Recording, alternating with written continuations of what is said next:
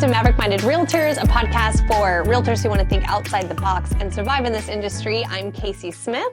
And I'm Jer'Leigh Thompson. And today we want to talk about a practical thing that can help bring value to your clients, and that is disputing property taxes, because 'tis the season. It is the season. And this one is something I always get questioned about. So I think it's important for us to kind of go over the why you do it and how you do it. Yeah. So first of all, Texas is notorious for property taxes, and they've been exponentially increasing over the years. And what did you say? We're on par with a few other states? Yeah, so Texas has some of the highest property taxes. Part of that is because we don't have income tax, to be clear, but we have some of the highest property taxes, and the only people that have higher property taxes, there's like 4 other states, and it's all northeastern states. So like Massachusetts, New Jersey, Connecticut, and I don't know what the 4th one, I don't know. Anyway, but we're up there.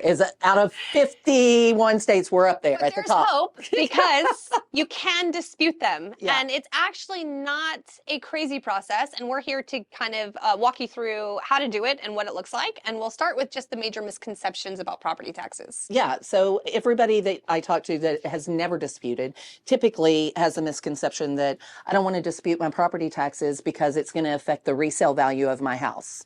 Not true. Yeah, absolutely not true. Property tax value and market value are 2 completely different things. So disputing your property taxes really only comes down to the amount of taxes you pay on a determined value, not the market value. It's what the county appraisal district is going to determine to be the value of your house to tax you on. And to be clear, that should always be less than market value. You Always. never want to be upside down in that. That doesn't mean that you hate schools. That doesn't mean any of this stuff, that you're not supporting your community. You're just trying to keep your property tax value down so you pay less taxes. It's okay. You know, just freaking do it. That's why we live in Texas, everyone. So that now that we've dispelled that, one of the biggest things is used to always be $40,000 is about what you, for homestead. We're talking about definitely want to take these exemptions. There are some, kind of skipped ahead there. There are some exemptions that you are offered here in Texas, and homestead is one of the biggest ones. And it's also one that a lot of people don't do.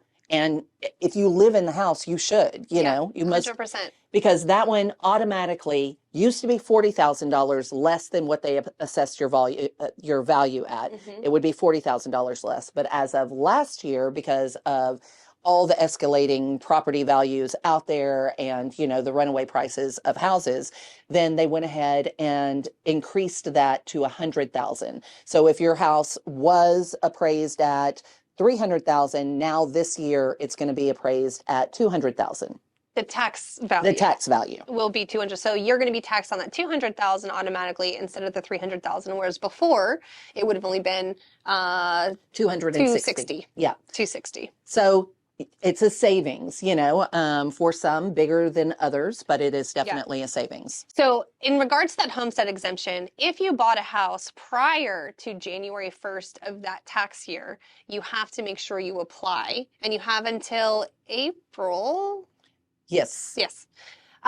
You have until April to actually file that exemption, and that's going to apply for that year. But you had to have bought it prior to that January 1st date. Yes. So the previous year is like if you bought it the last day of 2023, then you can file for that homestead exemption. Yeah, exactly. So if you are buying that year, just know that if you are trying to get something closed before the end of the year, it's probably a good idea to do so and not go into a new year, because that's going to be a huge savings for you.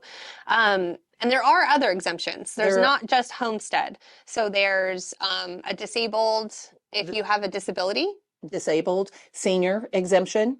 And veterans, I know, is a big one. Absolutely. So if you aren't sure of what exemptions you can get, you can always go to the County Appraisal District website and you can see what's available, and you can see how to apply for them and what qualifications you have to have in order to get them. And then keep in mind, this is a question I get asked a lot. If you're inheriting a house or selling a house, or maybe buying one that had exemptions on it, and you are interested in what those tax values are, just pay attention to what exemptions are on that tax value. So like if you're buying a house from somebody who was a veteran and you're not, and you're looking at the taxes on that property, just know that that's probably going to get adjusted because you are not going to have that same exemption. So it's super key that if you're working with a realtor or you as a realtor, you need to know these things so that you can give them the right expectation on their costs for the taxes when they do purchase the property. That was one I got recently on someone who had inherited a property. They had a senior exemption on it and he did not get that exemption because he inherited it in November, and we were selling it this year. And so he was hoping that his prorated taxes would be based on that Old. exemption, and it wasn't. And I had to prepare him for that. But it was a great question and something that you as a realtor need to know. So always look at the exemptions that are on a house if you're working with a buyer so you can get them the right expectation. But Absolutely. if you are the one that is living in a home, and we'll talk about investors separately, but if you are somebody living in the home, what are the steps to dispute it if you get that value in the mail and you see it and you think it's outrageous? What would you do? So immediately when you get it, and I don't have an example with me because this year I hired somebody. Well, last year I hired somebody and I'm keeping them. But we can flash one on the screen. Yeah, right. But they usually come and they're a different color because they want them to stand out. So they're usually green or blue or yellow or something like that. And you will get you will get something from the county appraisal district that says your market value or your tax appraised value has come up. Or is being raised, and then you can dispute it. Disputing it, you usually go online to do this. If you're not familiar with it, then just call the Texas County Appraisal District or any county appraisal district in Texas, and they will be able to walk you through it. But it's pretty simple. You just log in, make an account, and then you say, I'm going to dispute this value for this property. When you go in there to dispute it, they're going to want evidence. One, they're going to ask you what you think it's worth. So before you do that, you might want to contact a realtor and try to figure out what your property is worth. The goal here when you're disputing is when you go to sell, you're really telling everybody all the wonderful things about your house and why it's worth top dollar. Not this time. Yeah, not when you're disputing. You're doing exactly opposite. You're going to want to back that up and you're going to want to tell them everything that's terrible about your house, your community, your neighborhood, the surrounding stuff that you can't fix. You want to point out absolutely everything that is falling apart or in disarray or disrepair. So the other thing that you're going to want to do besides talking to a realtor about what those comps are is getting bids. The bids for repairs are key because when you are submitting this information to the tax appraisal district, they don't know how much things cost. So you just saying it's worth $50,000 less than what you say. Yeah. Because I need a new foundation. Well, they don't know how much the new foundation cost, and you didn't provide them with that information. So then maybe they just do a $5,000 reduction. But that's not what happens right away. What happens right away is you submit that online. They're going to ask you what you think it's worth. They may agree automatically to adjust it. Most likely they're going to say online, it'll give you a counter number. Do you want to settle for this? And if you don't want to settle for that and you want to go and have your dispute and provide that evidence to try to get it down even further, then you hit, no, I do not agree to that.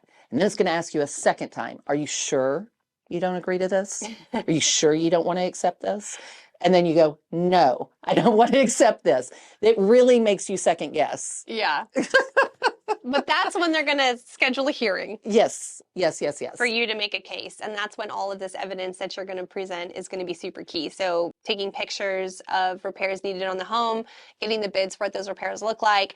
Another big one is if you bought the property off market and there is no MLS input on this, you're going to have a little bit of a harder time. You can't just show them a HUD anymore saying, well, I bought it for this, so this is what its value should be. They aren't accepting that anymore. So it does total stink. BS. This is big for investors as well. So a lot of off-market deals happen, or if you think you get a good deal, often I still ask them to put it on the MLS anyway, because, we want to make sure that that's documented, that this is a valid sale and that it was advertised and this is what the price was. So that's something to keep in mind. But in regards to the disputing part, That's the thing. So if you are okay with how they reduced it, great. If not, go ahead and go forward with the hearing. You're going to get a scheduled time. They're going to put you on the phone and you're going to make your case. And just so you know, they will ask online, do you have any evidence? If you don't have your bids yet, don't freak out. You've got a period of time between stating that, yes, I want to dispute my taxes and when that hearing comes to play. So you have a period of time to go ahead, which is usually about a month and a half or so, to get those bids. And then you can upload those bids, those pictures, everything, all the evidence you want to upload. But you do want to make sure that you upload that at least 72 hours prior to your hearing so that they have time to review them. And so it's counted. Definitely. And I think the big question is it worth it doing this? Absolutely. I would say yes, because they're going to raise it every single year. So even if you got a 5% reduction or 10%, that adds up over time and it's going to continue to increase. So the more you fight it, the better you're going to be in the long run. And it can really, if you have multiple properties for you investors out there and realtors who deal with investors, honestly, I think if you have a good system for how to dispute these, it's in your best interest to do it yourself than hiring somebody, because if you do hire somebody to do this for you, yes, it's off your plate. And I know that we're in this era of, delegating everything out, but they're going to take a pretty high percentage, sometimes as much as 40% of what they save you, they're taking. So just imagine how much you can save. I know an investor that has a pretty large portfolio and has always disputed his property taxes. And we're talking hundreds of thousands of dollars every single year is saved by doing this process. Spreadsheets, documenting what you protested last year versus this year, what pictures you have, and just making sure that you're super organized. So if you're a realtor that works with an investor, just know this is probably a bigger process, but definitely something you can help them organize and bring value to them by just getting those values, putting them together, and helping them get the data that they need. You would be an invaluable resource to them. Absolutely. For sure. And then the other thing is that, like we were talking before we started recording, we were talking about how whenever you are submitting this evidence, you want to keep track of what you do year to year, because if I'm saying the foundation is crap and here's my $15,000 bid to fix it, well, I can only claim that 1 year. I can't keep complain like I can't do this next year and dispute it and go, no, but my foundation, they're going to go, well, that's what you gave. That's the reason you gave us last year. Like, you haven't fixed that yet. That's the reason we gave you a reduction. So then it's the retaining wall, then it's the roof, then it's the, you're trying to make sure that you're not repeating yourself about why the property is not the value that they say it is. And sometimes you're not going to do that. You're not going to get that big of a reduction. But like Casey mentioned, it adds up. Just like if you don't dispute it, there's no way to go back in time to get it to go back to that lower value, because they are going to keep raising the values because the cost of homes keep going up. Definitely. So hopefully this is helping somebody out there. I know that whenever I first did it, it seemed daunting, but after you do it your first time, it's. Yeah. And you'd be surprised at how quickly they do it. They're like, okay, sounds reasonable. Because like she said, they don't really know the cost of it. So go in there with confidence and that you know what you're talking about, you know what you're doing, and they're gonna be reasonable about it. I have yet to have one not reduced, to be honest. I think had everything one not reduced. What was the reason for it? It was because they had reduced it last year and they didn't see, it didn't matter. I'm having I think it was my fault. It was my fault because I submitted the evidence like within 48 hours. I didn't give them enough time. Not enough time. Yeah. And so it didn't matter that I had the evidence in there. It didn't matter that I had filed the dispute and all this other business, that if you don't submit that evidence within their timeline, they're like, well. Yeah. Yeah. And if you're curious about what the property value is, what was it last year, maybe it's a new property for you, all you have to do is look up your county, whatever county you're in, and then Google the CAD, County Appraisal District, for that county. And then we are going to look in the property search section, and you're going to actually look up the property address, and you can see the market value history of it. It's going to tell you what the improved and unimproved values are, and you can see what room you have. It's also going to have a rating. It's going to be fair, or I think it's like very poor, Yep. poor, and it kind of goes up to fair, very good, and up from there. And so you can kind of see the range that you fall in and then assess the house a little bit better that way. So if you are a realtor working with people, this is a great thing to bring to their attention and a value add that you can bring. And then one more thing I do definitely want to mention is, let's say you have a disaster at a home, and like for rental properties, if you're an investor, you've got in a disaster, whether it's a fire, a flood, whatever, and you cannot use that property, nobody can stay in that property. It's basically not being of use in any way, shape, or form, or even if it's your homestead, you want to definitely submit that information to the county appraisal district, because then they'll lower it even more so. I had a fire at a rental property, and I was like, it's basically land right now. You know, I mean, like, it didn't burn to the ground, but I couldn't rent it. And I was like, I think it's worth $50,000 right now. I mean, it's land value. I Yeah. can't do nobody can live there. I can't rent it out. I'm fighting insurance company, you know, all this stuff. And so they lowered it to $50,000. I mean, it comes back up the following, you know, year. Yes. And then now it's an improved property. And so that property value is going up, but you definitely want to take that into consideration, because I'm going to have to do that again this year with a different property. Right. So all good stuff. all good I love stuff. it. And just honestly, don't be overwhelmed by it. If you have other tips and tricks for how to fight property values, or you have experience doing it, please drop it below and help the community, because experience is key. And if you are somebody that does this for a living, go ahead and give your input there as well on some tips and tricks that you do, because you probably do it a lot more often than most people. We'd love to hear back from you guys. Thank you so much for tuning in, and be sure to like, follow, share, all of the above, so that we can get you as much information on all things real estate and how to do this better. We'll see you next time. Thanks for joining us.